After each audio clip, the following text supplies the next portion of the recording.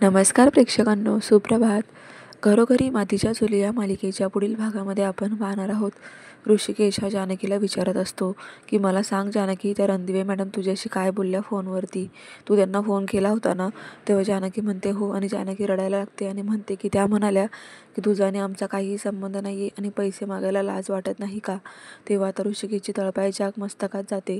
तर दुसरीकडे आता डॉक्टर हे जानकीला म्हणत असतात की मॅडम, अहो थोडे तरी पैसे भरा, आता तुमचं पेशंट बरा व्हायला आलं आहे. तेव्हा जानकी म्हणते माझे मिस्टर गेलेच आहेत, ते पैशांची सोय करायलाच गेले आहेत, तेव्हा प्लीज थोडा वेळ थांबा. तितक्यात आता ऋषिकेश समोरून म्हणतो पैशांची सोय झाली जानकी? तेव्हा डॉक्टर म्हणतात झाली आहे का? जानकी म्हणते ऋषिकेश तू हे पैसे कसे काय आणलेस? कोणी दिले?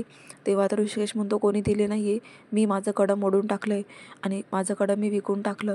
तेव्हा जानकीला मोठा धक्काच बसतो, कारण त्या कड्याचा आणि नानांचा काहीतरी संबंध आहे हे जानकीला कळालेलं असतं. मात्र ऋषिकेशने ते विकून सर्व पुरावेच नष्ट केलेले आहेत. तेव्हा जानकीला खूप राग आला आहे. पाहूयात आता पुढे काय होणार. ऋषिकेशला कड्याबद्दल जानकी सांगणार आहे, तर इकडे आता नाना हे सुमित्राला आवाज देऊन ऐश्वर्याबद्दल काहीतरी सांगणार प्रयत्न करत असतात. मात्र सुमित्रांना त्यांचे इशारे काही कळतच नाही. ते परत परत नानांना तेच विचारतात की काय म्हणताय तुम्ही, मला नाही कळत आहे, तुम्हाला बरं वाटतंय ना? तेव्हा नाना आता ऐश्वर्याकडे बोट करतात आणि मग सुमित्रा म्हणते काय ऐश्वर्या, ऐश्वर्याचं काय?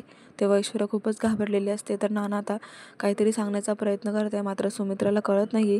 पण एवढं तर कळते की ऐश्वर्याचा काहीतरी विषय ते बोलत आहेत. तर प्रेक्षकांनो, तुम्हाला काय वाटतं, नाना जे काही ऐश्वर्याकडे बोट करून सांगण्याचा प्रयत्न करते ते सुमित्राला कळणार का? ऐश्वर्याचं खरं रूप सुमित्रासमोर येणार का? नाना पुढे काय बोलणार आहे ते पाहूया उद्याच्या भागात. तोपर्यंत धन्यवाद. पाहायला विसरू नका घरोघरी मातीच्या चुली आणि अशाच मालिकांचे अपडेट पाहण्यासाठी नोटिफिकेशनच्या बेल आयकॉनच्या ऑलवरती क्लिक करा, म्हणजे रोजचे अपडेट्स तुम्हाला वेळेवर पाहायला मिळतील. भेटूयात उद्याच्या भागामध्ये. तोपर्यंत धन्यवाद.